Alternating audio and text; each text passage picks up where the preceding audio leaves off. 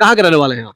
इसी ग्राम सभा अतरौली करमौता के। यहीं के रहने वाले हैं। हाँ। ये रोड की जो दशा है, इसको देखते हुए आप क्या कहेंगे?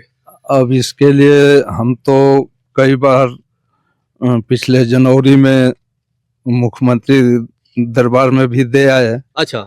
और सांसद को मौखिक नोट करा दिए। हाँ। और विधायक जी के प्रतिनिधि से भी कई बार कहे। अच्छा। लेकिन आज तक कोई सुनवाई नहीं हुई। अच्छा। और यहाँ के ये विकास पुरुष लोग आज तक चाहे विधायक जी हों रसना के चाहे सांसद घोषी में आता है संपूर्ण, और ये इसी की दशा ठीक नहीं है। इससे आगे जो मलप को जाता है, हमारा ब्लॉक मुख्यालय को मार्ग जाता है, वो भी खराब है। वो भी खराब है। इससे भी बदतर है। इससे बदतर है।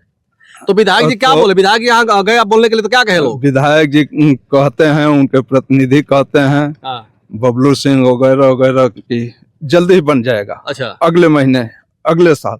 ये कई सालों से ये जवान उन लोगों की चलती है। ठीक है।